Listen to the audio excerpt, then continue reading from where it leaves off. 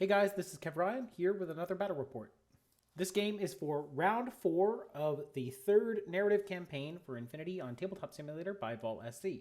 I already have battle reports for rounds 1 and 2. Unfortunately, round 3 had to get skipped because my opponent and I just could not find a time that was going to work. We actually found a couple of times, but then due to a personal health crisis on my opponent's end and then a personal health crisis on my end, we just could not find time to make it happen. So round 1, round 2, you've already seen those, and we are now skipping round 3 to go straight into round 4. This is a team event. I will be representing the Combined Army team, and my opponent will be representing the Pan-Oceania team, mostly military orders. And while the scores of each team are based on the scores of individual player performance, so that in principle no single game dominates the entirety of the round, in practice our teams are neck and neck, so whoever wins this game is going to win the Operation Rising Sun event. Now, if you're in Vol SC's Discord, if you've been paying attention to this event, you already know the outcome, which is that military orders and the Combined Army tied. And that is because this game is going to be a tie. Still, the game is interesting, and I hope you find it interesting as well. Before we go too much further, I want to say this game took place in early December, which was a while ago. I was playing on someone else's computer, and so I did not have the opportunity to take screenshots. As a result, all the pictures that you're going to see here are going to be reconstructions based on my recollection of the event, and that recollection was of a game that took place a long time ago.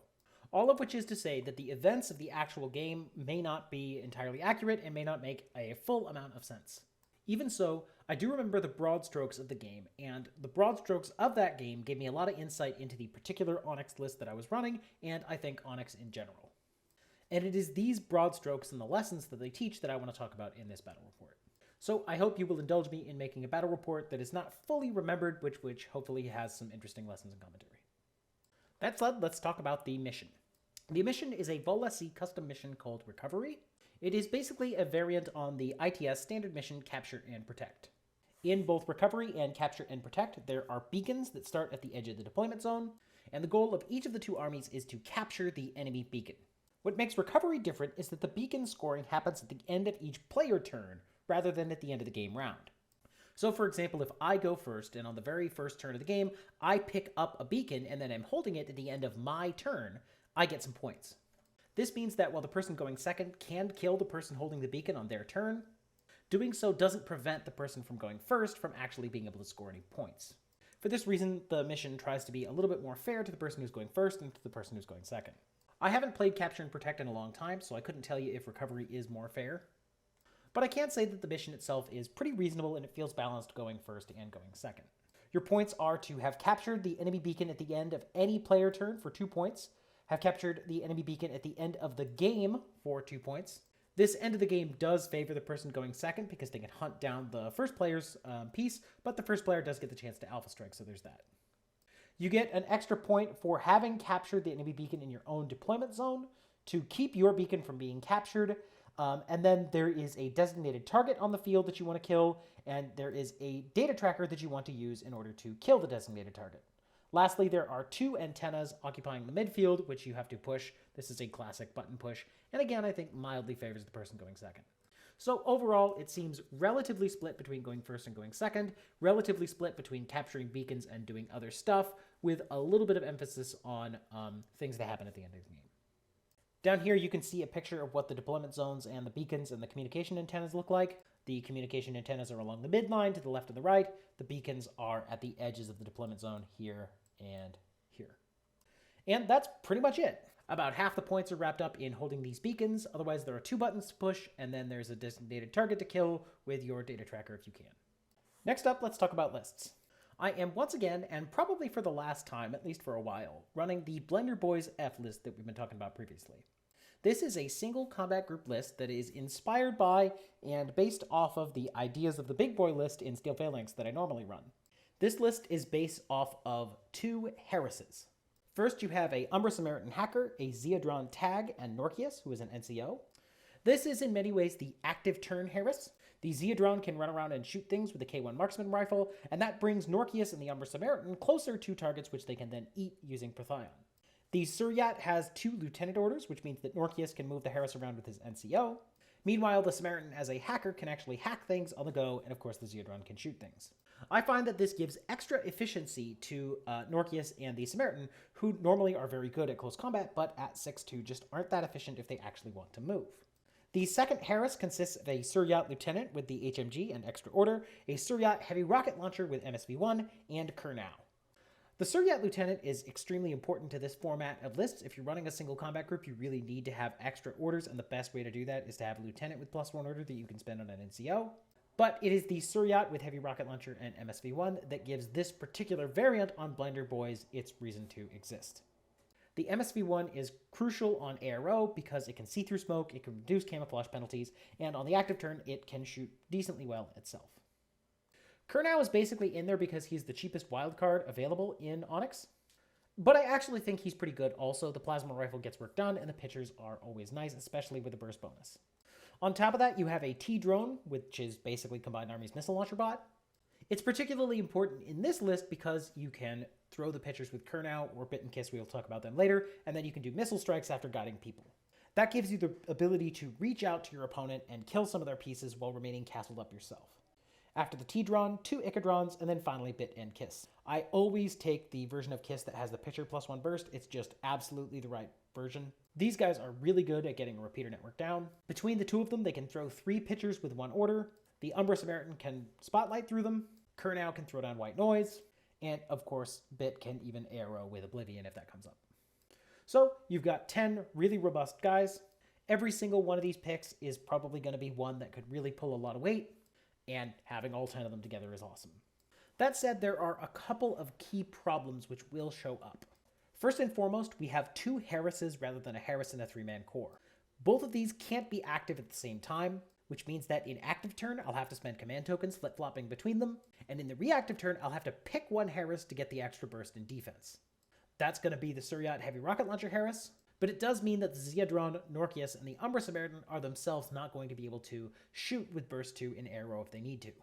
This makes them substantially less able to take firefights than I might otherwise like. The second problem is that aside from the Ichadrons, there are absolutely no direct template weapons in this entire list.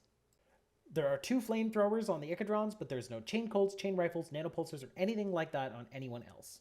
And in fact, I looked a little bit more closely, this is something that Onyx has a real problem with in general. Aside from guys like Rodox, who are really expensive and in my opinion not particularly viable as a profile, Onyx has virtually no direct template weapons, mine layers, and mines that get put down at deployment. And of those few mines and direct template weapons that they have, only the Ichadron really is comfortable trading with a target that walks up close. Everything else is simply too expensive or too fragile to actually be able to trade. As a consequence, the only way to wound someone who's up in your grill and in that sense potentially stop them on their Rambo run is to actually win a face-to-face. And as the reactive player, actually winning a face-to-face can be really, really difficult. Especially when you're up against an army like Military Orders that has Trinitaries who have Mimetism -6 and Marker State. Trinitaries are the exact kind of guy that a direct template weapon solves. They have virtually no armor, they have 1 single wound, and they're very close range. All it takes is a single dude with a chain rifle, and you're going to put them down and stop them from doing whatever it is they're trying to do. They may kill a little bit in the process, but they will be stopped. Dart follows a similar path, although she has NWI and so has to take 2 wounds before she really gets stopped. Without those direct template weapons, though, I have no choice but to win a face-to-face against these guys in order to stop them, and that's going to be really hard considering that they have Mimetism -6.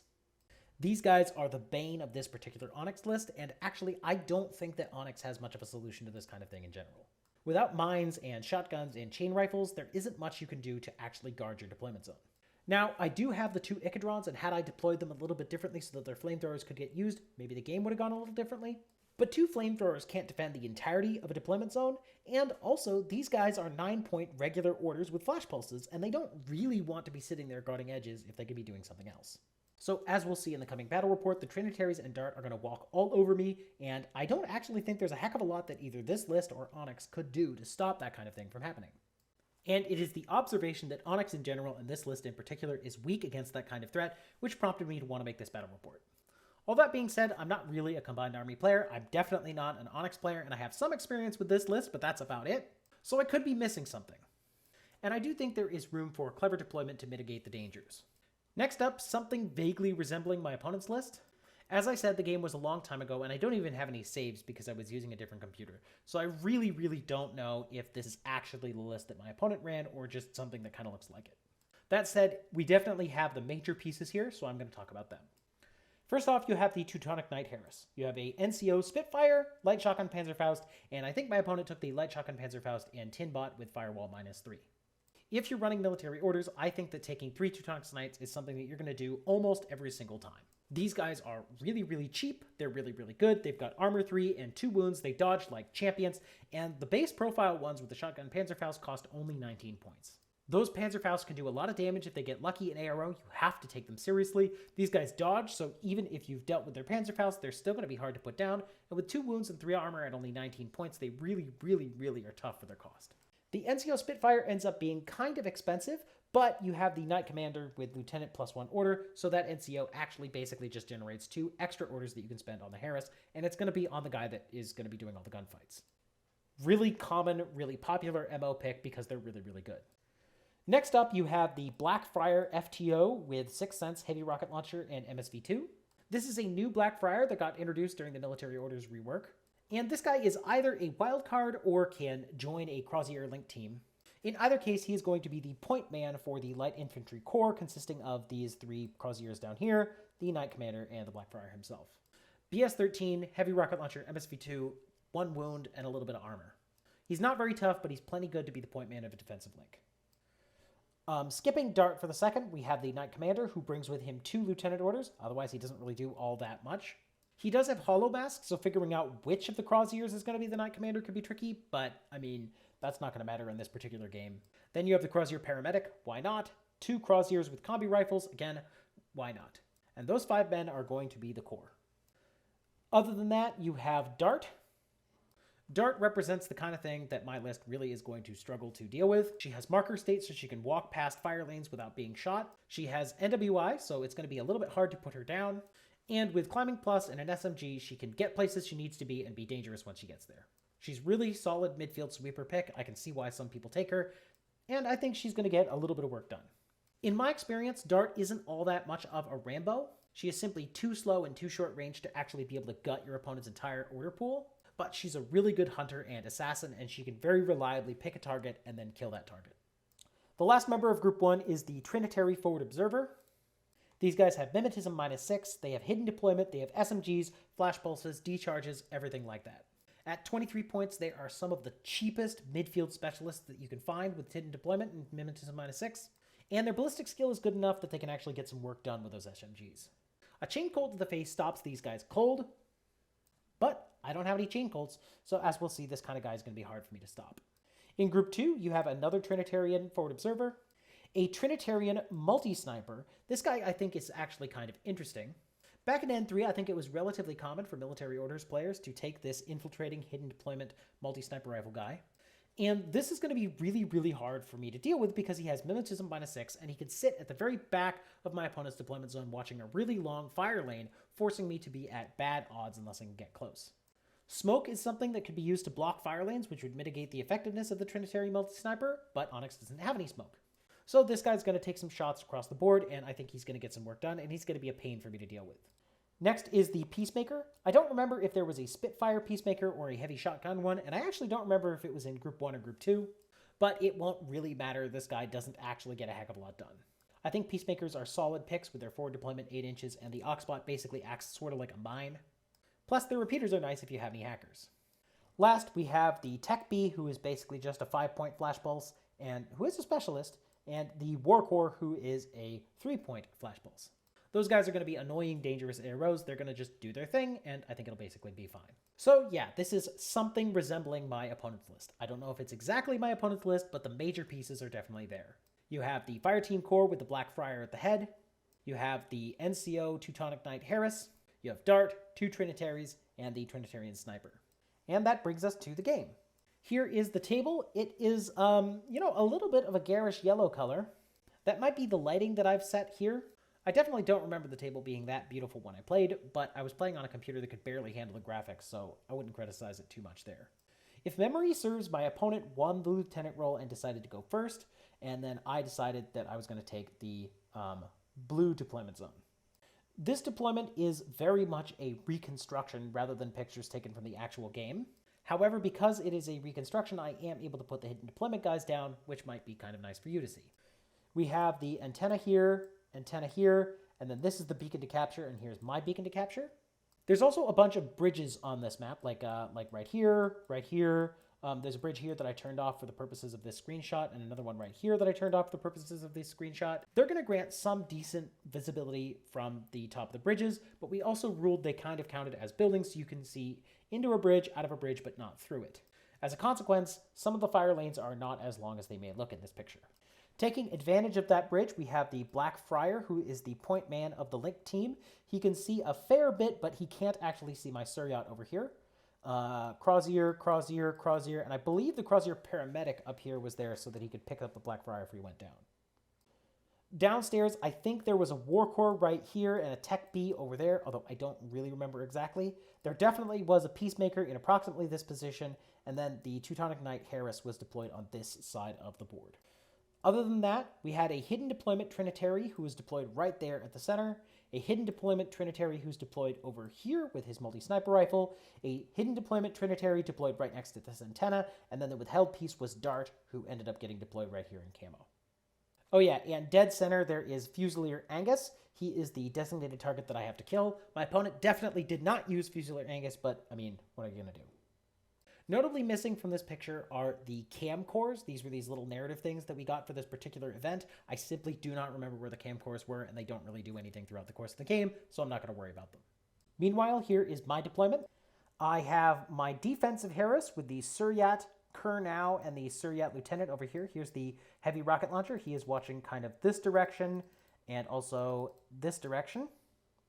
Importantly, though, there is a bridge in the way that I have turned off for this picture, which prevents you from seeing this heavy rocket launcher Black Friar. If my opponent wants to take out my Suryat, he will not be able to use his Black Friar to do so. I think Kurnow actually probably was in this corner, but for our purposes here in this setup, it doesn't really matter. Other than that, I have a T-drone, which is the missile launcher. It was probably prone. An Ichadron here. My purpose with the Ichadron here is to watch in case there are any Crusader Brethren drop troopers, and also to be a repeater that allows me to hack in case someone gets within zone of control here. I have another Ichadron here. He was, again, almost certainly prone, and also trying to extend my repeater network. And then I have my other Harris, which is over here. The Zeodron was definitely standing in this position, trying to take long-range arrows like that. Norkius was on this corner, and then upstairs was the Umbra Samaritan. These guys were not Harris on my reactive turn. The defensive job was left to the Suryats. This is not a bad thing necessarily because it means that Norkius can, for example, dodge while the Umbra Samaritan hacks, but it does mean that I'll only be getting burst 1 in arrow.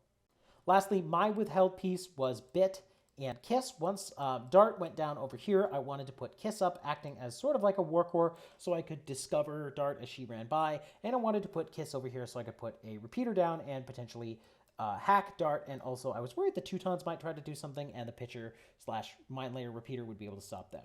She also probably was prone rather than standing there, because if she was standing there, she would just die. And that's pretty much it for my deployment and defense. I do have an HVT here in the center that I'm going to be trying to defend. He's in a nice nestled tucked position.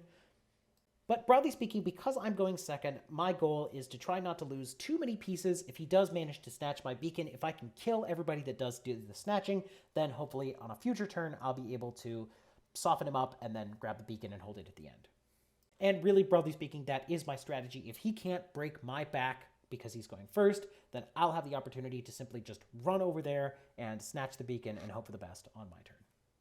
Here is one lane that the Suryat was definitely watching.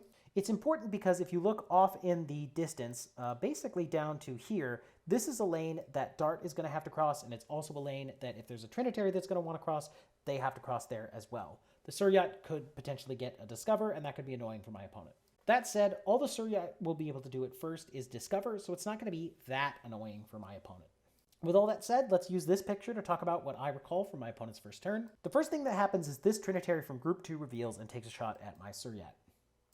This is a pretty darn good use of the multi-sniper. I am at bad range, I am being surprised, and my MSV only reduces his mimetism -6 to mimetism -3, so I'm going to be shooting burst 2 on something like 4s, while he is shooting burst 2 on, I think, 12s or 13s or something. I don't recall if I actually take damage from these shots. I think I take a wound but don't go unconscious, but it is enough to force my Suryat to back off from this position.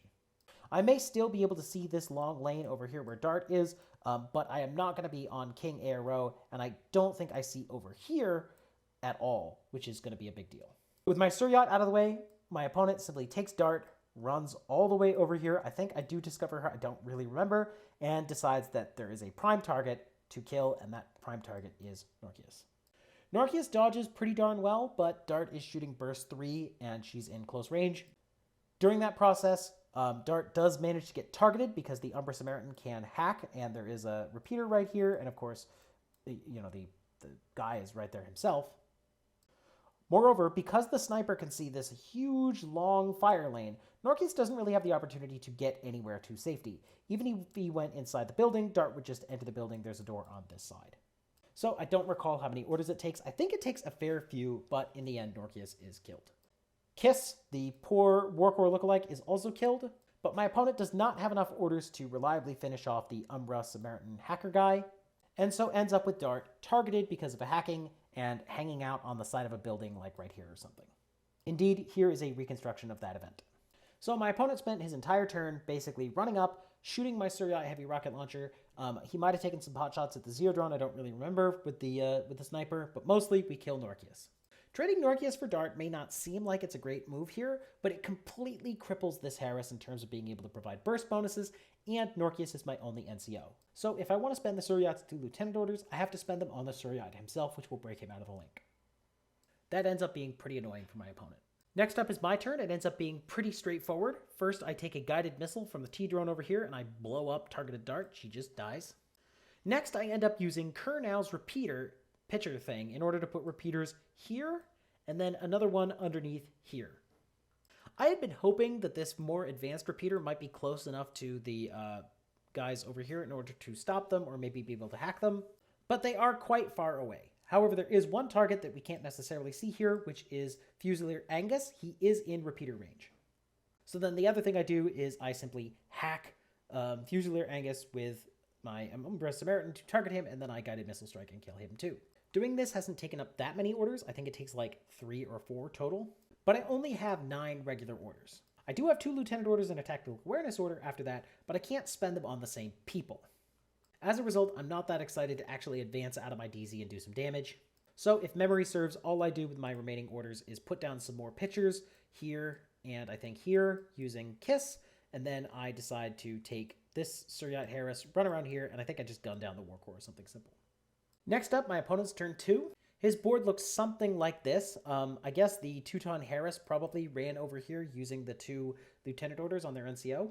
And actually, I think that makes sense. I think I recall bringing my Suryats over here in order to try to take some pot shots on these Teutonic Knights. It doesn't work out for me, but I think that's what I was bringing them down to do. And here's where things start. Ultimately, this turn is not going to be terribly complex, though. My opponent is going to take this Trinitary, is going to run all the way up here, and is going to kill whoever he can. Now, at 4-4 speed, Trinitaries aren't that fast, so starting over here and walking all the way over here and then up the stairs to get to this position does take some time. However, with Burst 3, decent ballistic skill, and Mimetism -6, it's going to be hard for me to win the face-to-face. The best thing that I can hope for is that maybe the Umbra Samaritan is going to get a crit dodge and then dodge into melee with the Trinitary. However, that doesn't happen. Instead, the Trinitary is able to get up here, kill the Umbra Samaritan, kill Bit, and then there's really not much I can do to stop that. It takes a bunch of orders, but again, I am being hurt, and not a lot is happening to me in return. Moreover, with both Bit and the Umbra Hacker dead, these repeaters that are over in this position and this position now are not going to be able to be used to hack the Teutonic Knights. Lastly, because I don't have mines or nanopulsars or chain rifles or anything like that, there's virtually nothing I can do to actually stop the Trinitary from killing whoever they want. They won't kill that many because of how slow they are, but they are going to be unstoppable in that process. So at this point, I'm realizing that I am slowly being picked apart, and unless I take some risks and get lucky with those risks, I'm going to lose. What I do is decide to take my Harris and move it out into approximately this position. Now, my Burst 5 Suryat HMG is actually pretty darn likely to win face-to-faces. It's going to be Burst 5 on 13s versus Burst 2 on 16s against this Blackfriar, and even if I lose the face-to-face, I'm still Armor 4. So it's not likely that I'm going to lose, but if I do lose the face-to-face, like maybe I get crit, it's very possible that my Suryat Lieutenant could just burn to death and that would be the end of things. A similar story can be said about this guy over here, the Trinitary Sniper. Yes, I have Burst 5, but with Mimetism -6, this is the kind of thing that could just take forever, and I wouldn't even necessarily get to win the face-to-face and put him in the ground. Fortunately, things do get fairly lucky for me. I am able to move out to this position. I do gun down the Black Friar. I gun down the Trinitary. It might take an extra order here or there, but it is relatively efficient. After that, though, my luck runs out. My opponent has put his Peacemaker and a bunch of his Knights just in this big mess over here, and I'm really, really hopeful that I can just dump templates into them and do some damage.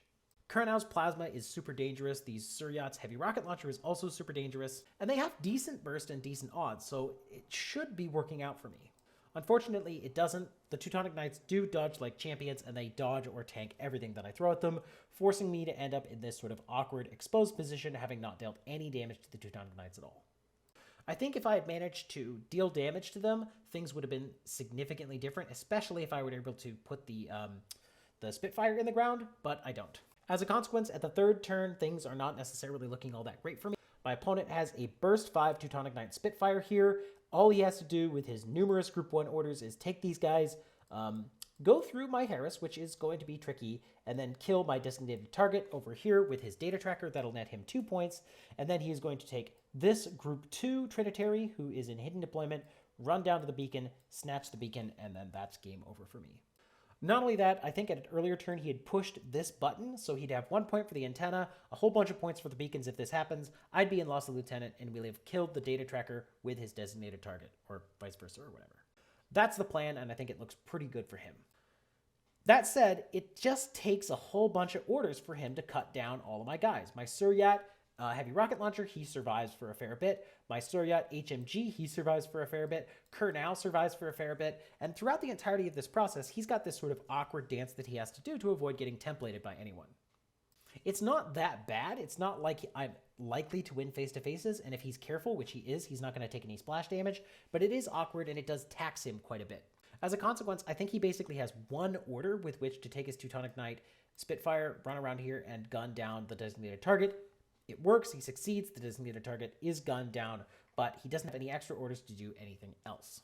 Unfortunately, he doesn't need to do all that much else. He has a Trinitary at this position, and all that Trinitary has to do with his, 3 Group 2 orders is a walk to here, pick up this, whatever this thing is, and that's game over. However, at some point in time, I think I moved my Zeodron up from his position back there to this position here. He's just a little bit closer, and he doesn't have a direct template weapon himself, so he's not able to do much to stop this Trinitary. But he does have one Discover chance as this guy comes in. He passes his Discover chance, and then as the Trinitary goes to pick up this beacon, he has one Heavy Pistol Shot. The Heavy Pistol Shot is +3 for range, -6 for mimetism, and I believe he either hits or he crits or something like that, but he is able to kill the Trinitary in arrow as the Trinitary tries to pick up the beacon. Now, this was fairly lucky for me that I was able to accomplish this thing, but on the flip side, my opponent is dead out of orders. He had no choice but to give me the chance to shoot the Trinitary, and, these things happen. Again, if I had had a direct template weapon present, it sure looks like I have my Icodron standing there, which means my Icodron must not have been standing there. If I had had a direct template weapon in this situation, it would have been no big deal for me to just flamethrower this thing, but I definitely did not have that, and as a result, things were more complicated. So at the start of my third turn, I am in Loss of Lieutenant. I have 1 command token left, and I have basically a handful of points. I will have 1 point for sure because my beacon is still around. I will have 1 point for killing his designated target over here, and that's pretty much it. My opponent, on the other hand, will have 2 points for killing the designated target with his data tracker. He will have 1 point for his beacon being uncaptured, and at the time of the start of my turn, he has this antenna, so it's going to be 4-2. I have basically 1 chance here. I take my Zeodron, I use the Tactical Awareness order to run to here, I use his Irregular order, remember I'm in Lost the Lieutenant, to run to here, and then I spend my command token, and I convert 1 order, and the bot gets out of the tag, runs over, pushes this button, and snatches it. This is pretty darn lucky at the 11th hour, and it does turn the game from a 4-2 win for my opponent into a 3-3 tie, which means that the game is a tie, which means that the round between the 2 teams is a tie, and ultimately the whole event is going to turn into a tie in some senses because of this tie that happened. Now that oversells things a little bit. The Combined Army team was a little bit ahead of the Military Orders team. So even if my opponent had won this game, the event still might have been a tie. But this game is a tie, and so is the event. Now, I definitely did get pretty lucky right there at the last minute, but my opponent reassured me at the end of the game that there were some times when he had gotten lucky earlier on, especially when my Suryats were trying to kill his Teutonic Knights, and broadly speaking, he did not feel that this game was supremely decided by luck overall. As I tell this battle report and as I think back on the game, I don't know, I feel like I got lucky, but, you know, my opponent said that it felt pretty fair to him, and so maybe that's true. Of course, I did have fun. This list is enjoyable to play. My opponent is enjoyable to play. I would happily play again if the time zones line up. But short of something like a rematch or a narrative event, I think I am going to retire Blender Boys for now. Hopefully you saw from this battle report that poor Blender Boys has very, very little that they can do against things like cheap one-wound guys just walking into their grill and isolating them and killing them. In the original iteration of Blender Boys, warbands were the tool to do that. I added the Suryat with MSV to try to stop those warbands, and maybe that was some success. But even with the Suryat, things like the Trinitaries can just walk all over me. Without mines or chain rifles or direct template weapons of some capacity, single wound, high mimetism guys are just going to be able to walk all over my army. You simply can't count on winning a face-to-face in order to stop the opponent's Rambo from being able to do their thing. And heck, Trinitaries aren't even that extreme when it comes to one-wound, close-range damaging units. Stuff like Fides or Usha or Shinobu are going to be even more extreme and going to be even more damaging. And if we look at the lessons of this game and imagine those future games, I don't think there's anything that Blender Boys can do to stop attacks like that. In fact, there may not be anything that Onyx can do to stop attacks like that. Simply put, I think you really desperately need direct template weapons as a counter in order to defend your deployment zone against one-wound, weak models that are really good at winning the face-to-face. I don't have those in this list, and I don't think Onyx really has a heck of a lot of them in general. So, yeah. It's possible that in the future I will circle back to Onyx and take a look at them again. This list really is fun, and I would like to find a way to make it work. But for now, it does seem like it's not very good. And being not very good, I am happy to let it retire for a while. So in the spirit of letting it retire, I'm going to end this battle report. Thanks for watching, and I'll see you around.